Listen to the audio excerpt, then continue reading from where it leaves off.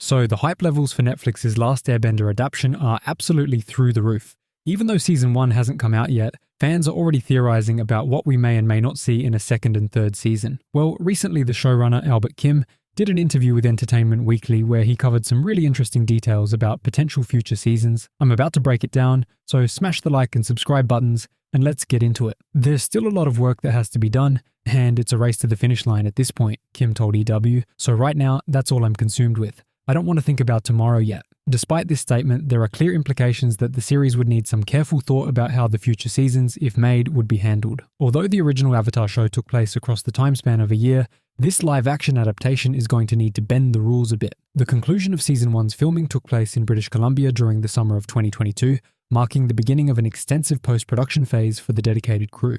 Gordon Cormier, who secured the role of Aang through auditions at the age of 11, has since reached the age of 14. Similarly, Kyawen Tayo, the talented actor portraying waterbender Katara, commenced her Avatar journey at the age of 14 and is now 17. As the cast members progress in their roles, the story has to adapt to that somehow, or the viewers who know the original show's story will be left scratching their heads. All 3 seasons of the animated series essentially take place in the course of one calendar year, Kim says of the original Nickelodeon animated show. There was no way we could do that, so we had to design this first season, especially to accommodate the possibility of some time elapsing between the first and the second season. Part of that strategy involves Sozin's Comet, which fans of the original series are already familiar with, and newbies can spot cutting across the night sky in the trailers. The comet was their ticking clock, Kim explains. We removed that particular ticking clock from our show for now because we couldn't know exactly how old our actors would be for the subsequent seasons. We definitely thought about that going into season 1 so that we can accommodate for puberty, adolescence, time passing, all of those fun things that happen to real-life human beings that don't happen to animated characters. This is a really fascinating piece of lore being changed,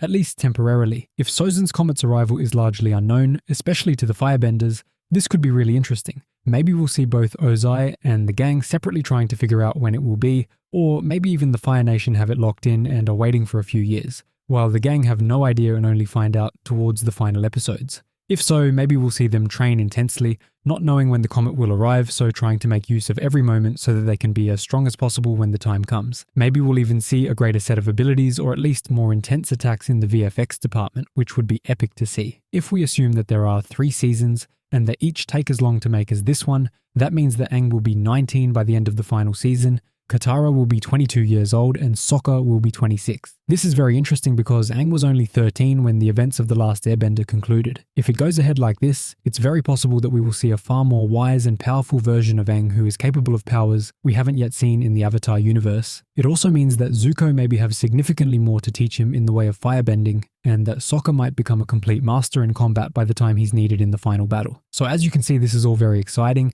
The door is wide open for there to be so many cool moments building on what the original series laid out as a blueprint. Although it will no doubt be very different, it has a lot of potential, and I'm really excited. What do you guys think of this little update? Are you excited for the potential changes, afraid, or already hate them? Be sure to let me know in the comments down below. Drop a like and subscribe, and I'll be back soon with more awesome Avatar content.